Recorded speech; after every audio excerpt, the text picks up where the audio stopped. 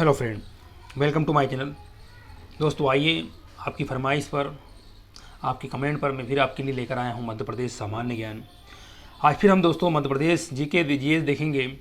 ठीक है, ये बहुत ही महत्वपूर्ण क्वेश्चनों को मैं दोस्तों आपके सामने समझाने की कोशिश करूँगा मैं अपने अंदाज में।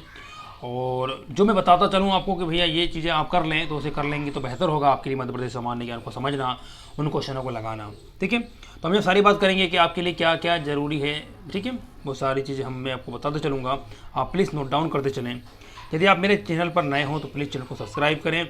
ये दोस्तों जो मेरा वीडियो है ये सभी एग्ज़ामों के लिए महत्वपूर्ण है, चाहे वो MPPSC हो, ADPO हो, सिविल जज हो या अन्य कोई एग्ज़ाम हो, चाहे वो पुलिस या कोई भी विभाग की, तो आप सभी के लिए महत्वपूर्ण होगा। तो आइए दोस्तों शुरुआत करते हैं हमारा क्वेश्चन नंबर 21। ठीक है, इससे पहले कि हम वीडियो अपलोड कर चुके हैं, आपने देखा होगा, तो आप किसी भी एग्ज़ाम की तैयारी करें ये आपके लिए महत्वपूर्ण होगा। आइए शुरुआत करते हैं। वीडियो पसंद आने पर इसे लाइक करें और अपने दोस्तों को शेयर करें।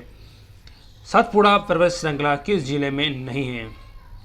अब तो कि दोस्तों आपको मध्य प्रदेश का नक्शा यदि आपने अभी तक नहीं खरीदा है तो प्लीज़ उसे खरीद लीजिएगा, मेरी प्रार्थना है आपसे।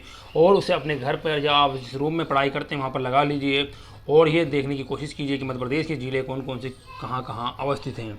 ठीक है, उसके अलावा आप जियोग्राफी का जो मैप आता है वो आपके पास हो तो आप उसमें ये देखिए हमारे 10 संभाग हैं, कौन सा संभाग में कितने ज़िले हैं और कौन कौन से ज़िले आते हैं और कौन सा संभाग की अवस्थिति कहाँ पर स्थित है। इसके अलावा अब जो हमारे पर्वत हैं, 7 पठार हैं, हमारा मध्य प्रदेश पठारी क्षेत्र है, तो पठार है वो कहाँ कहाँ पर हैं। और कोशिश कीजिएगा, हमारी 2 पर्वत श्रृंखला हैं, एक सतपुड़ा है, एक विंध्य पर्वत श्रृंखला है। ठीक है, इनकी श्रेणियाँ हैं, तो इन्हें भी आप कोशिश करिएगा याद करने की। उसके बाद यदि आप इन क्वेश्चनों को लगा रहे हैं तो बहुत आसानी से आपको समझ में आएंगे, और नहीं तो थोड़ा सा कठिनाइयों के साथ आप समझते चलें आगे। देखिए, लेकिन ये मेरी प्रार्थना है आप लोगों से कि यदि आपने पहले मैप नहीं लिया है तो मैप लेकर उसे आप समझने की कोशिश करें। ठीक है, अब देखिए, अब ये क्वेश्चन आपकी यदि मैप देखा है तो आप कितनी आसानी से करेंगे। देखिए, सतपुड़ा पर्वत श्रृंखला किस जिले में नहीं है? और देखिए दोस्तों, ये सतपुड़ा जो श्रृंखला हमारी है ये हमारे मध्य प्रदेश के दक्षिण में अवस्थित है। ठीक है, जिसमें हमारे आते हैं खंडवा, बैतूल, छिंदवाड़ा, खरगोन, इस दक्षिण के सारे ज़िले हमारे आते हैं। ठीक है, इससे ऊपर हमारी है विंध्य श्रेणी, जिसमें हमारे इंदौर है, धार है। ठीक है, ये सारे ज़िले हमारे ऐसी लंबी लंबी श्रृंखलाएँ जाती हैं ये पश्चिम से पूर्व की ओर।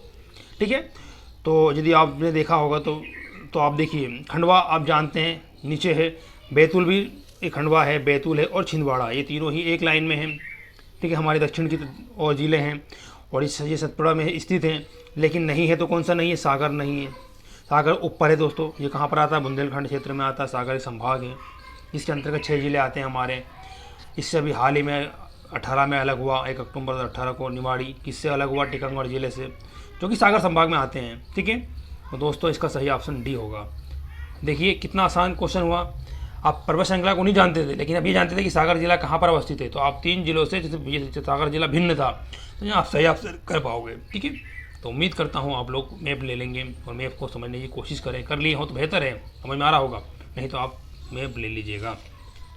नेक्स्ट क्वेश्चन देखिए, केवल 3 जिले हैं किस राज्य संभाग में? ऐसा कौन सा संभाग है जिसमें 3 जिले हैं? दोस्तों होशंगाबाद संभाग हमारा है जिसमें 3 जिले हैं। एक होशंगाबाद है जिसे नर्मदापुरम संभाग नाम दिया गया है, एक हमारा बैतूल है और एक हरदा है। 3 जिले इसमें भी हैं। चंबल संभाग दोस्तों, चंबल नदी फेमस है हमारी, जहाँ पर 3 जिले हैं। इसके भी कौन कौन से हैं दोस्तों? भिंड, मुरैना, शिवपुर। ठीक है, जिसे चंबल संभाग का नाम दिया गया। तो ये भिंड मुरैना की प्रमुख नदी चंबल, होशंगाबाद की और हरदा और बैतूल की प्रमुख नदी हमारी नर्मदा, तो इसका नाम नर्मदा संभाग पूरम दिया गया। इसका चंबल संभाग दोस्तों नदी के नाम पर नाम रखा गया है संभागों का। इसमें 3 जिले हैं, बता चुके हैं आपको। एक शहडोल संभाग, ठीक है दोस्तों, इसमें भी 3 जिले आते हैं, शहडोल, अनूपपुर और उमरिया। ठीक है, तो ये 3 जिले और ये 2 अनूपपुर और उमरिया दोस्तों इसी शहडोल से ही अलग हुए हैं। ठीक है, तो तीनों ही जिलों में, तो तीनों ही संभाग में 3 जिले आते हैं, तो इसका सही ऑप्शन है हमारा उपरोक्त सभी होगा डी। ठीक है, तो प्लीज़ इसी भी संभाग को भी आप देख लीजिएगा, मैप में सारी चीज़ें हैं, 10 संभाग हैं। ठीक है, सबसे बड़ा संभाग हमारा जनसंख्या में इंदौर और क्षेत्रफल में जबलपुर है। आइए नेक्स्ट क्वेश्चन देखते हैं दोस्तों यदि वीडियो अच्छा लगे तो प्लीज़ इसे लाइक और दोस्तों को शेयर जरूर करें और कमेंट करके मुझे जरूर बताएं, मेरा हौसला अफजाई होता है इससे यदि आप मुझे बताएंगे कमेंट करके कैसा है कैसा नहीं। कुल जिलों की संख्या कितनी थी मध्य प्रदेश के गठन के समय? और दोस्तों, जब हमारा मध्य प्रदेश का गठन हुआ 1 नवंबर 1956 को मध्य प्रदेश का गठन हुआ। इससे पहले मध्य प्रदेश हमारा 4 भागों में डिवाइड था।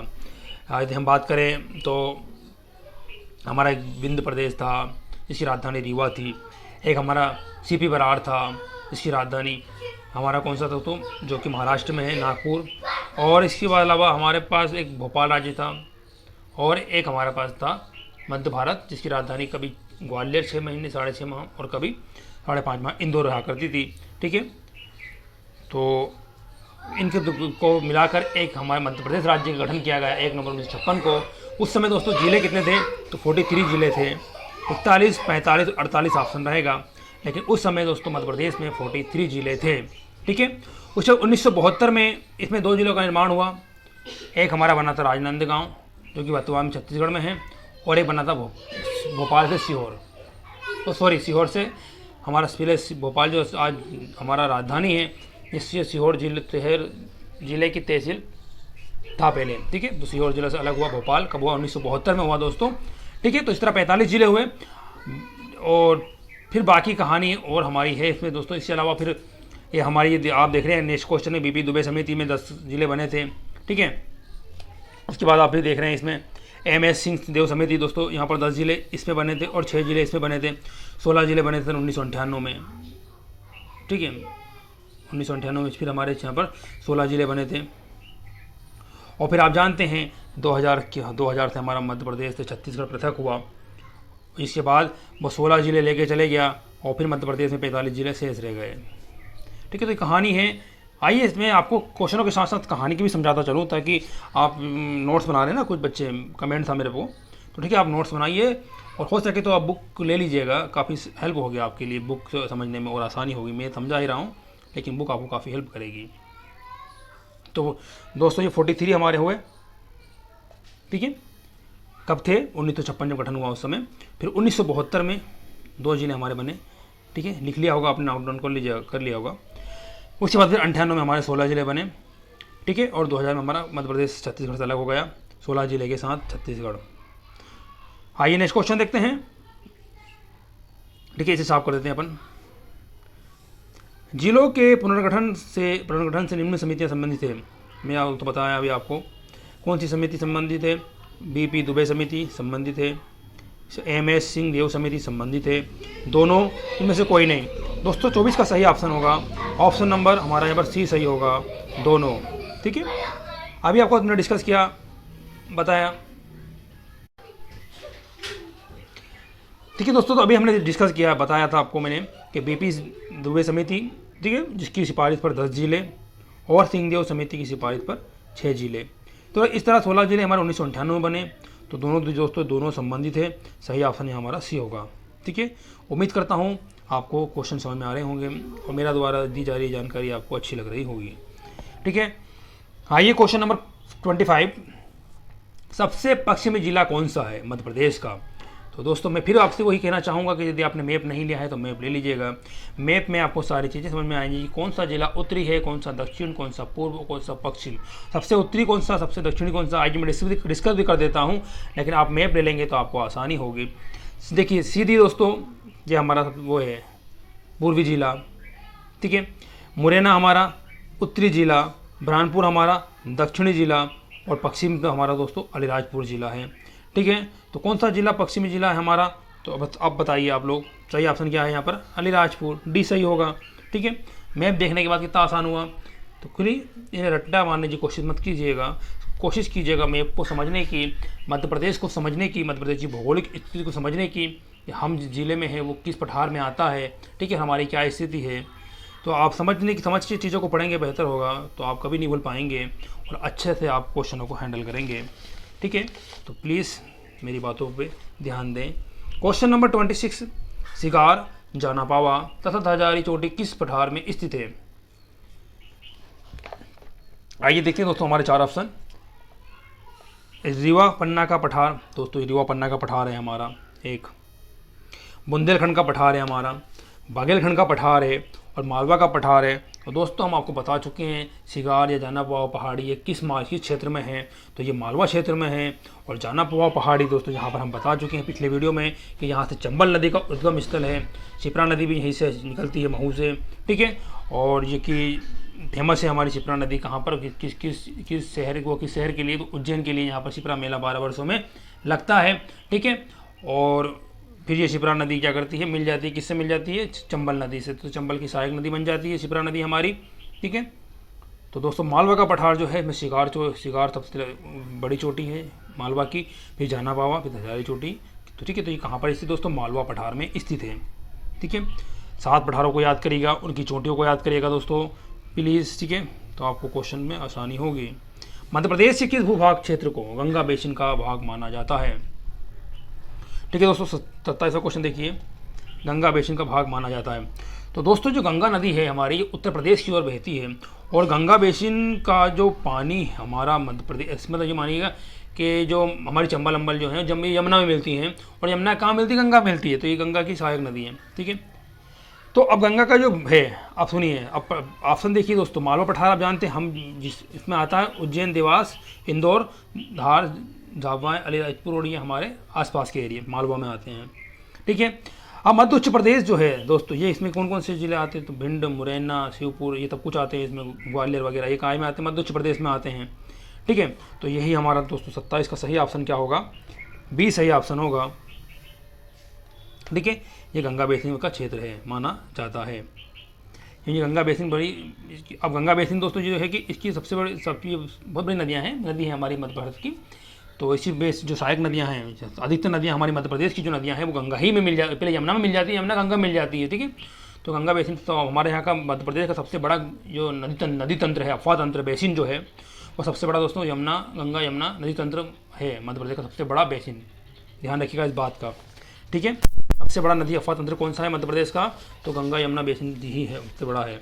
हमारी अधिकतर नदियाँ अन्य नदियों में मिल जाती हैं, यानी गंगा में, यमुना में मिल जाती है, ठीक है, हमारी अधिकतर नदियाँ, ठीक है दोस्तों। तो ये हमारा सही ऑप्शन होगा बी। और बुंदेलखंड क्षेत्र दोस्तों ये पठार है हमारा, और बघेलखंड का पठार, ठीक है। तो ये बुंदेलखंड हमारा उत्तर प्रदेश से लगा हुआ इधर जो आ जाता है ये, जिसमें हम बता चुके हैं कि सागर है, निवाड़ी है, टीकमगढ़ है, छतरपुर है।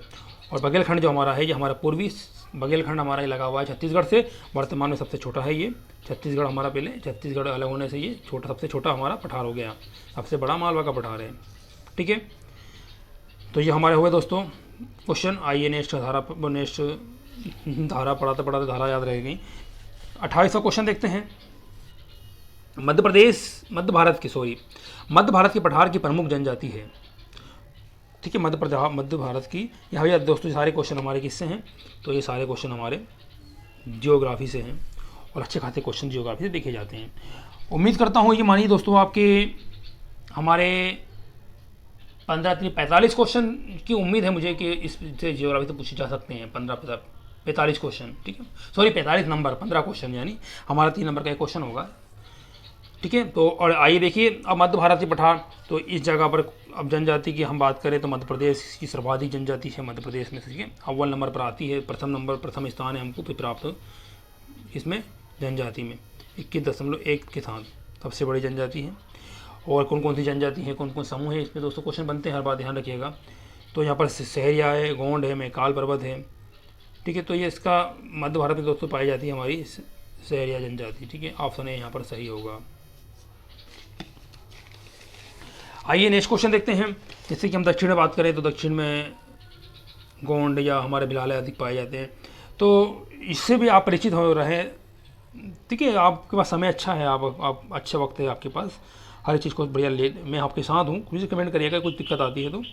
लेकिन आप चलो आइए क्वेश्चन नंबर 29 देखते हैं। किस पठार में चौपाइयों की संख्या सर्वाधिक है, ठीक है। किस पठार में, मालवा का पठार, बुंदेलखंड का पठार, मध्य भारत का पठार या फिर रीवा का पठार। दोस्तों सर्वाधिक जो चौपाइयों का जो संख्या है वो हमारे रीवा में सर्वाधिक है, ठीक है। सही ऑप्शन हमारा डी होगा। आइए क्वेश्चन नंबर 30। निम्न पठारों में से किस में स्थित है सिद्ध बाबा पहाड़ी, ठीक है। और दोस्तों सिद्ध पहाड़ी हमारी जो बुंदेलखंड की चोटी है और ये फेमस है, ठीक है। इसका सही ऑप्शन है हमारा बुंदेलखंड होगा, ठीक है। ये ऑप्शन सही होगा। चोटियों को देख लीजिएगा, चोटी, ठीक है। मैं बघेलखंड भी, एक तो हमारा बुंदेलखंड है, एक मालवा का पठार है, इनमें पर एक हमारा सतपुड़ा की श्रृंखला जो है, पठार भी बोल दो उसी श्रृंखला, इसमें चोटियाँ, अब इनकी प्रमुख चोटियाँ देख लीजिएगा, ठीक है। आइए नेक्स्ट क्वेश्चन पर चलते हैं हम लोग। Question number 31। गोंडवाना युग की चट्टानें निम्न क्षेत्र में मिलती हैं। मध्य प्रदेश में सतपुड़ा क्षेत्र में, मालवा क्षेत्र में, मध्य भारत क्षेत्र में या बुंदेलखंड क्षेत्र में। दोस्तों जो हम बात करें कि हमारा जो आज से पहले हमारा जो गोंडवाना लैंड जो है, दक्षिण का भाग गोंडवाना लैंड कहलाता था, पूरे वर्ल्ड की बात करूं, और ऊपर का भाग यूरेशिया कहलाता था, ठीक है। तो पहले हम जो हमारा भारत का जो कुछ हिस्सा, निचला हिस्सा जो प्रायद्वीप है, भारत का निचले जो दक्षिण प्रायद्वीप भारत हमारा है, इसे मध्य प्रदेश का हिस्सा भी आता है, हम दक्षिण प्रायद्वीप के उत्तर में स्थित हैं, ठीक है। तो जो हमारा जो एरिया है दोस्तों, ये क्या है, ये गोंडवाना लैंड का हिस्सा है। पहले हम अफ्रीका महाद्वीप में आया करते थे, बताते हैं कि कुछ सालों में, करोड़ों साल में कुछ परिवर्तन होते हैं, और ये हमारी प्लेट सरक कर जो आई, ठीक है। तो ये गोंडवाना लैंड का हिस्सा है हमारा भारत, और ये सरक कर आई, और सरक कर आकर फिर इन्होंने ये कहाँ पर स्थित होगी, भारत की जो आज हमारा हिमालय देख रहे हैं जो आप, ये प्लेट टकराने से हिमालय का उत्पन्न हुआ, ठीक है। तो हमारा जो क्षेत्र है, दक्षिण का जो क्षेत्र, मेन करके दक्षिण का क्षेत्र, गोंडवाना युग की चट्टानें जो हैं दक्षिण में स्थित हैं। आप देखिए मालवा क्षेत्र तो हमारा भी मध्य में है, ठीक है। अब सतपुड़ा क्षेत्र दक्षिण में है, मध्य भारत क्षेत्र सबसे ऊपर उत्तर में है, बुंदेलखंड भी उत्तर में है। तो अब देखिए, हम यहाँ पर समझना हमें ये है कि सबसे चट्टानें कहाँ मिलती हैं, तो सतपुड़ा में मिलती है दोस्तों। सतपुड़ा हमारा दक्षिण का सबसे निचला हिस्सा है, तो सबसे प्रमुख चट्टानें हमें गोंडवाना लैंड की चट्टानें यहाँ पर देखने को अधिक मिलेंगी, ठीक है। जैसे जैसे ऊपर जाएंगे वैसे वैसे वो चट्टानें आपको परिवर्तित मतलब हो जाएंगी, ध्यान रखिएगा। अब सतपुड़ा क्षेत्र में ऑप्शन से समझना हमें, ठीक है, सारी चीज़ों को ऑप्शन से समझना होगा। और दक्षिण में, सबसे दक्षिण में हमारा कौन सा क्षेत्र है दोस्तों, सतपुड़ा क्षेत्र है। सही ऑप्शन यहाँ पर हमारा सतपुड़ा क्षेत्र होगा। आइए नेक्स्ट क्वेश्चन देखते हैं 32। किस वृक्ष की लकड़ी से कत्था प्राप्त होता है। बहुत महत्वपूर्ण क्वेश्चन है दोस्तों। मध्य प्रदेश में वनों का अच्छा खासा क्वेश्चन, यहाँ पर वनों से भी क्वेश्चन देखे जाते हैं। 32 तो खेर, पलास, साल, धावड़ा, ठीक है। तो दोस्तों जो कत्था को बनाने का जो प्रमुख है वो हमारा कौन सा है, खेर से कत्था प्राप्त होता है, याद रखिएगा इस वृक्ष को। आइए क्वेश्चन नंबर 33। मध्य प्रदेश के लाख उत्पादक जिले कौन से हैं। कहाँ पर होता है मध्य प्रदेश में लाख, मंडला, जबलपुर, शहडोल, उपरोक्त सभी में। तो दोस्तों हमारा जो लाख है वो हमारे इस सभी, ठीक है, महाकौशल क्षेत्र में, और ये सब जैसे कि शहडोल हमारा उसमें आ जाता है बगलखंड में। तो उपरोक्त सभी दोस्तों, सभी में हमको लाख यहाँ पर मिलता है, हमारा डी ऑप्शन सही होगा। आइए दोस्तों, मध्य प्रदेश की वन उपज तथा उससे उपयोग को सम्मिलित कीजिए। इस तरह से क्वेश्चन दोस्तों हमको काफ़ी देखने को मिलते हैं एमपीपीएससी में, दो तीन क्वेश्चन। अब देखिए 34वां क्वेश्चन देखते हैं। तेंदुपत्ता जानते होंगे, यदि आप ग्रामीण से हैं तो तेंदुपत्ता काफ़ी फेमस है मध्य प्रदेश में, ठीक है। ये इसका उपयोग काय के लिए होता है, बीड़ी निर्माण के लिए, ठीक है। उम्मीद करता हूँ मालूम होगी सभी लोग को। बांस, आप खेर का बताइए, खेर का उपयोग काय के लिए होता है, कत्थे के लिए।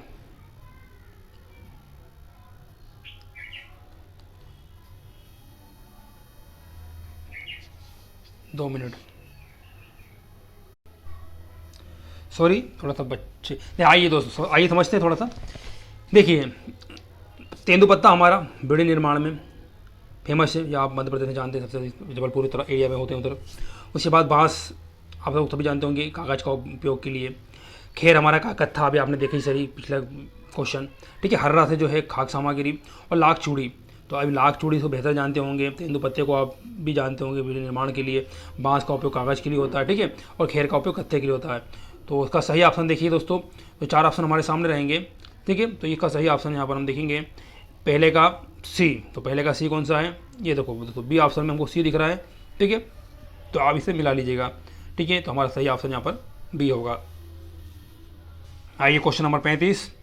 वन स्थिति रिपोर्ट 2019 के अनुसार मध्य प्रदेश का वन क्षेत्र मध्य प्रदेश के कुल भौगोलिक क्षेत्र का कितना प्रतिशत है। 2019 की दोस्तों ये जनगणना है, इसका सही ऑप्शन बताना है। 23.25, 25.14, 27.32, 31.33, ठीक है। तो दोस्तों इसका सही ऑप्शन जो है वो है हमारा 25.14। ठीक है,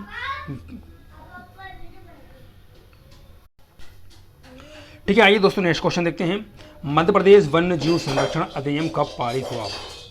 1956 में, 1972 में, 1974 में, 1982 में। तो दोस्तों इसका सही ऑप्शन है हमारा, इसे भी याद रखिएगा। ठीक है, वन्य जीव संरक्षण अधिनियम जो लाया गया था वो 1974 में लाया गया था। 1974 हमारा ऑप्शन सी यहाँ पर सही होगा। ठीक है, आइए नेक्स्ट क्वेश्चन देखते हैं। मध्य प्रदेश के किस जिला समूह में उष्णकटिबंधीय पर्णपाती वन पाए जाते हैं? तो दोस्तों जो हमारे वन हैं ये सर्वाधिक होशंगाबाद, पन्ना, बैतूल। देखिए दोस्तों, जहाँ पर सर्वाधिक वर्षा वहाँ पर सर्वाधिक वन। ठीक है, यहाँ पर कम वर्षा वहाँ पर कम वन। तो मैं आपको ये भी चीज़ बताऊंगा कि कहाँ पर सर्वाधिक वर्षा होती है। सर्वाधिक वर्षा हम बात करें तो बघेलखंड और हमारे ये दक्षिण में अधिकतर होती है और मालवा में सबसे कम वर्षा होती है। ठीक है, तो यहाँ पर मालवा में कम वन पाए जाते हैं और इधर अधिक वन पाए जाते हैं। तो जिसमें सही दोस्तों हमारे हैं वो देखिए, ये होशंगाबाद, पन्ना, बैतूल, यहाँ पर सही ऑप्शन होगा ए। ठीक है, ठीक है। आइए दोस्तों अगला क्वेश्चन देखते हैं। मध्य प्रदेश में लगभग कितने प्रतिशत भूमि बंजर है? तो मध्य प्रदेश में लगभग कितने प्रतिशत भूमि बंजर है? 11.1 सॉरी 11.2, 17.18, 21.75, 24.27।